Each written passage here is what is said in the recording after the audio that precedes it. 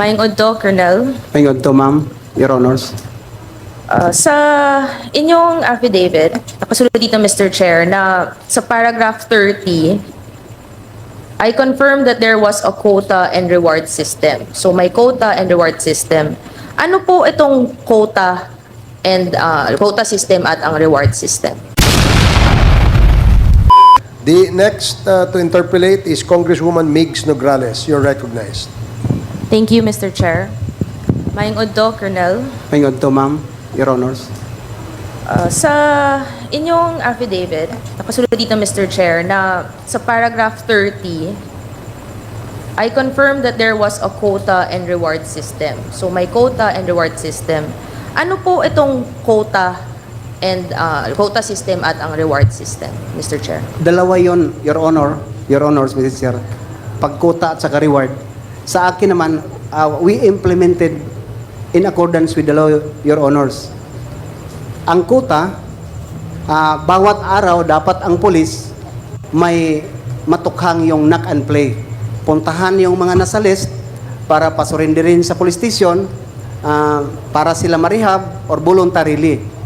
Ang reward naman, it's very obvious for my assignment, Your Honor, Mr. Chair, na lahat ng mga operasyon through buy-bust operation, search warrant, implementation, may reward system yung mga local official. Ano ko, Your Honor, Mr. Chair, ang Usamis na nagbigay si Mayor Paruhinog ng 100,000 bawat accomplishment ng buy-bust operation. So nakatanggap kami ng 600,000. No, mga lalaki yon na mga pusher sa Usamis.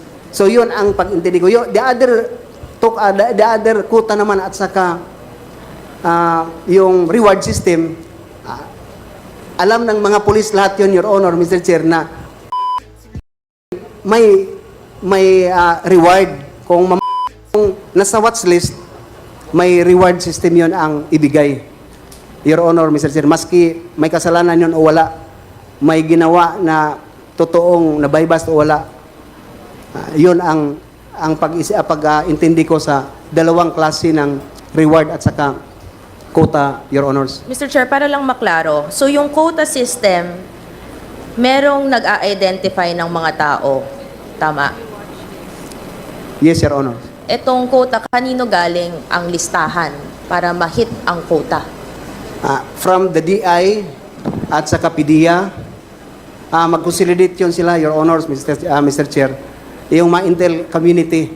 So, bago nila ibigay kay PRRD sa list. So may nag-o-order, nagbibigay ng listahan dito sa inyo at ibibigay po, Mr. Chair, na ito ang mga listahan kailangan nyong i-hit ang quota kada adlaw, kada araw. Paano pag hindi ma-hit ang quota, Mr. Chair? For information, Your Honors, kung saan ako masign, hindi ako nag-rely ng order ng tukang. Wala ko kasi inisip ko yung palagi, Your Honors, Mr. Chair, na they are all victim. Why sila ang atutupagin ko when in fact very clear naman ang pronouncement ng presidente natin na sa Albuera yung mga Espinosa ang drug lord. So bakit magpunta pa ako sa mga user at saka sa pusher na nakita ko din, Your Honor, Mr. Chair, na they are all victims lang. Kung makuha yung mga drug lord at saka sana protector, stop na ang illegal drugs. Kaya sa area ko, maski ang Bacolod, Your Honor, Mr. Chair, nakahuli tayo ng 80 to 90 na mga pusher. Walang Mr. Chair, kanina sinasabi niya 2 beses na tokhang. Ano po ba ang tokhang para maintindihan natin? Kasi parang standard po ang sa inyo, kami po, hindi namin alam ano po ba ang tokhang. Sorry, Your Honor. Can you shorten your reply to the query of the members, Colonel Espinido? Yes, Please sir, proceed. Mr. Chair. Tokhang, that means knock and play. Parang inak mo and yung play. inak mo yung bahay tapos Ito din sa quota po, Mr. Chair. So yung quota na sinabi niyo sa affidavit niyo na may 50 to 100 per day, sinabi niyo din po dito na pupunta kayo kasi yung alam niyo, sa paragraph 30, we had to knock on the doors of 50 to 100 households suspected of drug use or pushing. Ito ang operation na tinatawag niyong tokhang sa loob. Yes, Your So, Honors. kakatok kayo, tapos ano po yung proseso nito, Mr. Chair? Your Honors, sabihan sila na nasa list kayo, so magpunta kayo sa police station para ma-clear yung pangalan mo, instructionan ka na going to rehabilitate. Yun ang instruction sa...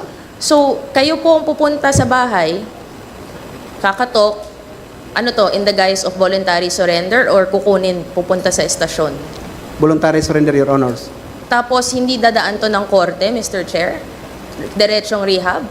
Hindi, Your Honors. Tama po ba ang proseso na to? Ako kasi, abogado ko, alam ko dapat may due process dito pag may mga nahuhuling ganito. Sa akin, Your Honors, kasi alam nyo naman yung mga junior officer, they are all obedient sa instruction pamtaas. May legal counsel kami, mga pulis, na akala namin yung pagdating sa baba, talagang hinimas na yun na maging legal ang trabaho. But again and again, sinabi ko sa akin istasyon, hindi ako nag-implement ng tukhang. So, pero standard na to sa iba. Kung hindi sa inyo, alam nyo po, standard to ng alam ng iba na ang operation na to, kakatok, kukunin, rehab, walang dadaan na ibang proseso, kayo ang magdedetermine po nito. Yes, Your Honor, standard yan. Na may nag-o-order galing sa higher ups. Yes, Your Honors. And then, itong reward system naman, sinabi po, Mr. Chair, na under an operation, nakukuha ang reward.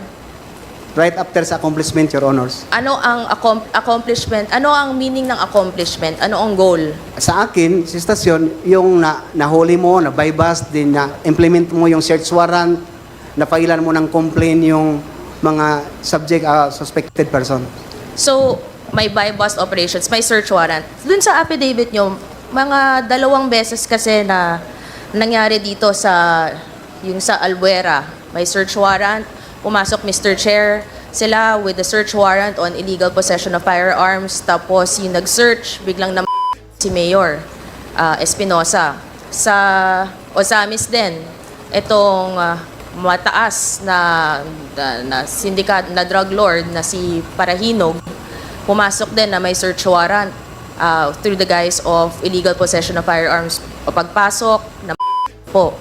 Itong pagkukuha ng search warrant, sa alam ko po kasi, di ba pupunta po kayo sa judge, at pag pumunta kayo sa judge, may witness yan at may ipapresent para mag-grant ang search warrant. Pero parang sinasabi po, Mr. Chair, na itong search warrant kasama sa operations ng reward system. So may formula po ba to para mag-grant agad ang search warrant on the guise of illegal firearms?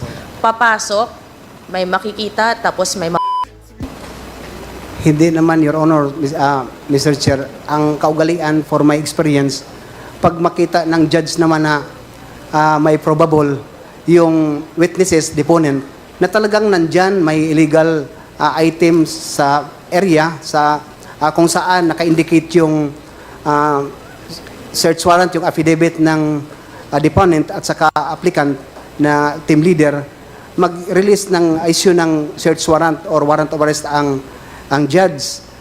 Doon na, Your Honors, Mr. Chair, sa pag-implement mo na, kung ano ang mga pamaraan na naman ang gawin mo, as long as you are in accordance with the POP Standard Operating Procedure ng PNP, Your Honors.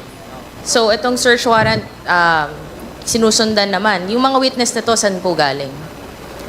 Ang sa Albuera, for your information, Your Honors, hindi ako ang applicant ng search warrant, ang province. Joint lang yon. Ang sa Ozamis naman, hindi din ako ang applicant, ang CIDG. So, ang CIDG ba ang pumapasok to search? Since sila naman ang applicant. Joint with us, Your Honor, Mr. Chair, bakit? Kami ang may alam sa area. Yung CIDG, nagpunta lang doon para mag-verify, validate, to confirm na mayroon talagang illegal yung isang subject person. Din sa pagpasok, Your Honor, Mr. Chair, because alam na ng lahat na fully armed ang grupo ni Parahinog. Itong reward system na to, naging standard to throughout the country? Sa pagkakaalam ko, Your Honors, yes. Paano mo nalaman to? May mga kausap ka bang iba na ganito din? Pinag-uusapan nyo. Ano ang sistema nyo dyan? Ganito din ba sa inyo? Very known naman yun, Your Honors, Very known within... within the PNP. Okay. Standard siya hanggang ngayon ba? Alam niyo po ba kung... Hindi ko na alam, Your Honor, sa ngayon, Okay. presente. Sorry, Your Honor.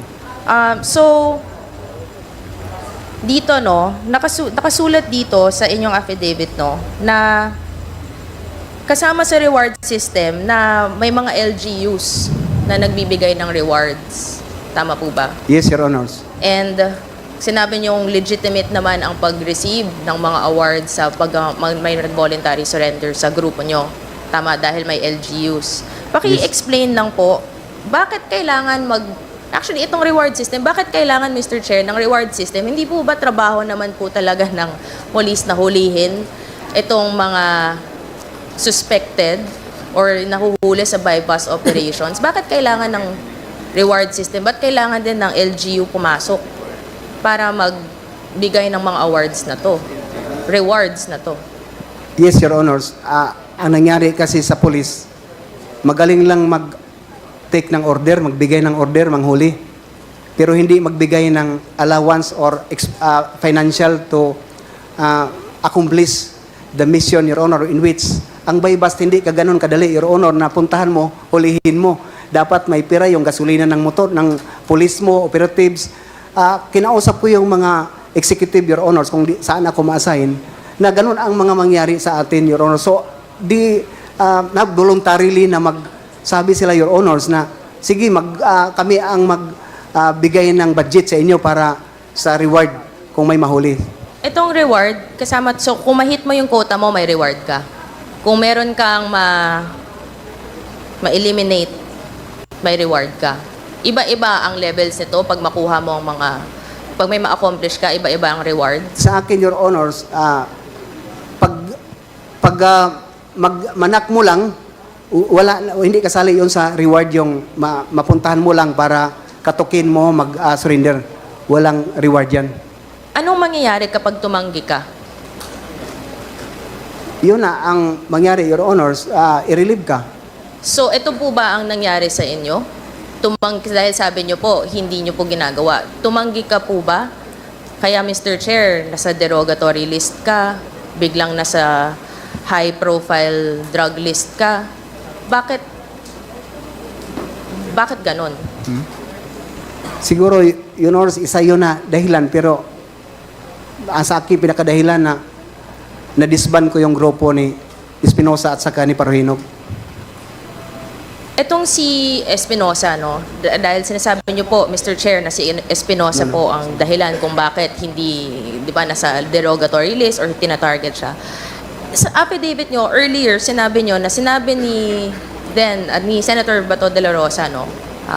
Na ikaw ang inassign niya, tinawagan ka pa po niya para i-disband itong grupo ni Kerwin Espinosa.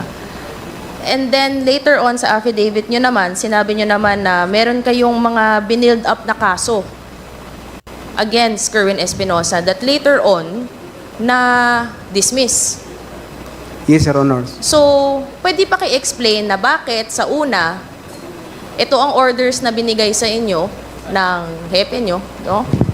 Tapos biglang siya naman din po ang nag-dismiss. Anong nangyari sa gitna? Bakit biglang may protection na tong si Kerwin Espinosa? Yun ang pinagtaka ko una, Your Honors, na kompleto na-disband na yung papa niya, star witness ko na, nakakustody niya sa akin yung mga witnesses, if I am not mistaken, Your Honor, and I remember, na mga 8, 10 na mga witnesses, na mga right hand talaga ni Kerwin, na nag-execute ng affidavit against sa mga protector. Pero, nakapagtaka naman sa akin, Your Honors, na hindi nila binigay sa akin si Kerwin. Pagkatapos, just to confirm sana sa mga affidavit nila, na totoo yun.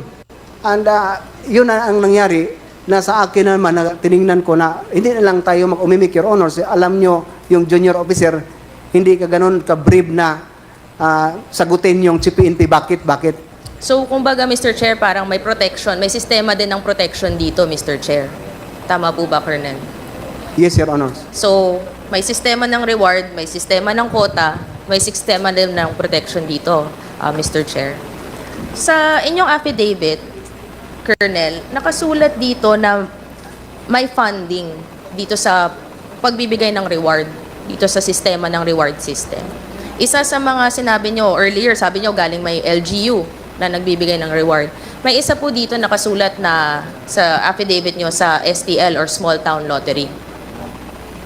Paano po nangyayari yon na ang STL ang nagpopondo sa pagbibigay ng reward system na ating na-establish earlier?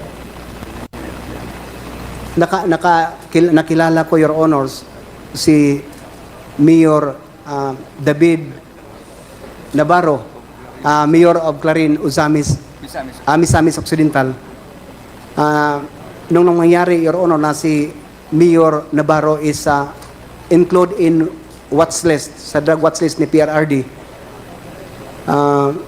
Tumawag sa akin personally si Chief PNP Bato de la Rosa at saka si Senator Bongo mismo na nag-declared kay Mayor Navarro. Ang sabi nila, wag mo nang galawin si Mayor Navarro kasi cleared yan. Wala na yun. Ang sagot ko naman, Your Honors, Sorry, Mr. Chair, iklaro lang natin para malinaw. Itong Mayor Navarro nasa drug list, nasa watch list, Yes, na Your drug lord siya. yes, Your Honor. And pinigilan po kayo? Habulin? Sinabihan na ako, hindi ko alam bakit sinali ako na hindi ko man area ang Clarin. Sinabihan po kayo na wag niyong galawin. Yes, Your Honors. Itong Mayor Navarro na to na nasa watch list, kasama po ba siya sa mga nag-handle ng mga STL sa area niya? Yes, Your Honors. Kasama yun sa reward system. So, ibig sabihin siya nagpopondo sa reward system kahit na nasa drug list siya, nasa watch list siya. Probably, Your Honors. And may direct order kayong natanggap galing sa dalawang very known personalities. Mr. Chair, remind lang natin, naka-oath po si Colonel. Mabigat po ang mga lumalabas na pangalan dito. So, I would like to remind our resource person na talagang sana totoo po. Ito, lahat ang sinasabi niya dahil under oath po kayo. Yes, Your Sila Honors. mismo ang nagsabi, wag galawin kahit na alam nyo po nasa drug list, nasa watch list. Yes, Your Honors. Dahil po kasama siya sa STL na pumopondo kasama sa reward system. Yes, Your Honors. Pakiulit lang po, sino ang nagsabi sa inyo na wag galawin itong na pumopondo na drug lord sa STL, sa reward system? Sino pong nag-order sa inyo na wag galawin po? Your Honor, Mr. Chair, can I answer that in a executive session, Your Honors? Sige. Meron din po dito sa affidavit nyo na may pumapunto doon kasama dito maliban sa LGU sa STL ang POGO. Paano nyo po alam na pati ang POGO, ang funding po nito, ang source po nito ay ang pumupondo rin sa reward system? Your Honor, Mr. Chair, nalaman ko na lang nung ininstruksyonan si Mayor Navarro na magpunta kay Espinido para masitol ang problema. So, si Mayor Navarro mismo nagsasabi sa akin na magpunta ka man, sir, sa Bacolod. Alam mo na, wala nang problema sa mga gastusin kasi lahat ng illegal gambling na natanggap, yun ang gagamitin para sa reward at saka sa illegal drugs na trabahoin ng police. But to tell you, Your Honors, only my police station, hindi lang, ako lang sa lahat ng police station siguro, iwan ko kung mayroon iba, na hindi tumanggap ng STL. Dito po tayo sa POGO. Kasi nakasulat din dito po sa affidavit nyo na ang pumapondo din sa reward system na to ay mga POGO, galing sa POGO. Yun ang narinig ko kay Mayor Navarro, Siya Your mismo Honors. ang nagsabi sa inyo, Mr. Chair, na hindi lang STL, pati ang POGO ang pupondo dito. Yes, Your Sa paragraph 40, Mr. Chair, ng kanyang affidavit, nakasulat dito, after these POGOs were able to register with government, funding was funneled downward from the level of Bongo. Mabigat po ang akusasyon na to. Again, Your Honor, Mr. Chair, allow me to answer that in a executive session, Your Honors. If I may, with the indulgence of Congresswoman Nograles, Colonel Espinido, nailagay niyo yan, statement na yan, dito sa inyong affidavit. So, siguro hindi na kailangan ito sabihin sa under an executive session because you have clearly stated in your affidavit in item number 40 yung tanong ni Congresswoman Nograles. So, please refer and answer the query of Congresswoman Nograles. I submit, Your Honor, Mr. Chair. Please proceed, Congresswoman Nograles. So, you confirm po, Colonel, na itong POGO may basbas at may orders na pagpopondo dito sa reward system na galing sa POGO sa pinangalanan nyo po dito sa paragraph 40 na si tama po ba? Ito po ang ngayon na senador natin, Senador Bongo. That's the information I received from Mayor Navarro, Your Honors. From Mayor, okay. And meron din dito nakasulat na intelligence funds din ang pumupondo sa reward system na sinabi nyo sa affidavit nyo. Paano nyo naman po alam na galing din po sa intelligence funds? Yun ang mostly na marinig natin, Your Honor, sa amin mga pulis na pagkukunan para sa mga fund ng mga reward system, Your Honors. Itong si Kerwin Espinosa, babalik ko lang. Sa tingin niyo po ba, Mr. Chair, na ito biglang kaya Prendontek na protektahan, kasama din po ba siya? All this and corroborate your statements. Tama po ba, Mr. Yes, Chair? Your Honors. Meron din AIDG. Kasama po. Tama po. Yes, Your Honors. And itong mga LGUs and itong mga POGO entities na na-establish naman po natin ang mukhang galing dito ang pondo ng reward system, ang pumupondo sa reward system. Pwede mo bang mabigay sa amin ng mga listahan? Mga entities siguro na alam nyo or mga LGUs din na alam nyo po? Your Honors, Mr. Chair, sorry for that because I don't have any document na ma-indicate lang yung mga pangalan nila. Just only an information as an Chief of Police and an officer of the PNP.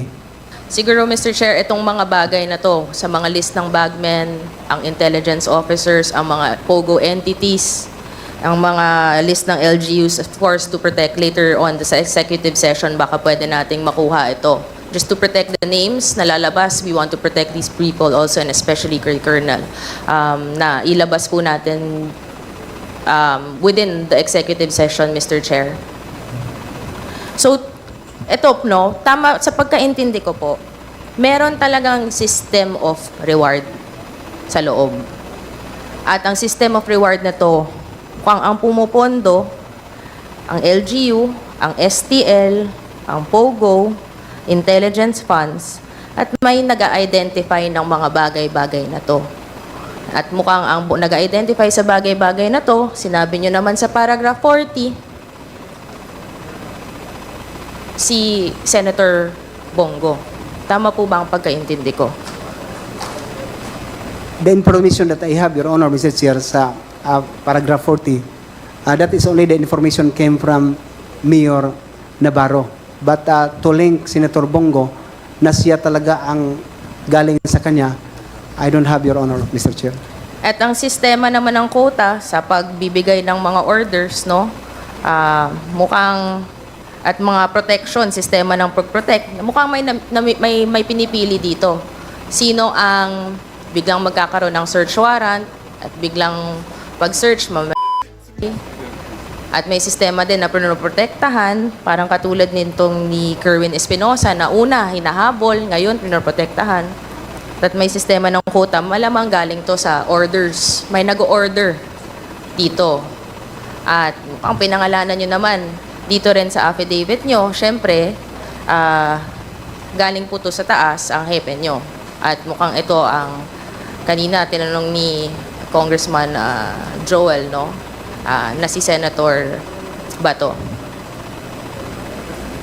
Your Honor, Mr. Chair, to qualify the category sa target, hindi ako makapagsabi, Your Honor, here in this Quad Committee na may pinili lang, no, kung ano-ano, as long as yun lang ang nakikita ko at saka nalaman ko na ganun ang mga pangyayari sa loob ng tukhang. Pero itong lahat, Mr. Chair, confirm lang natin, hindi naman to mangyayari kung walang utos sa mga mas mataas. Yes, Your Honor. At ito ang napangalanan naman natin at nakasulat po dito sa affidavit nyo. Again, under oath po, Mr. Chair, mabigat po ang mga allegations at mabigat po ang mga personalities.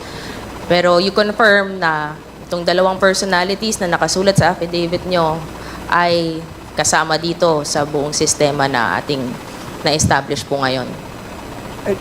That is only I've heard na information from Mayor Navarro, Your Honors. Yun lang po, Mr. Chair. Maraming salamat. Thank you, Congresswoman Nograles.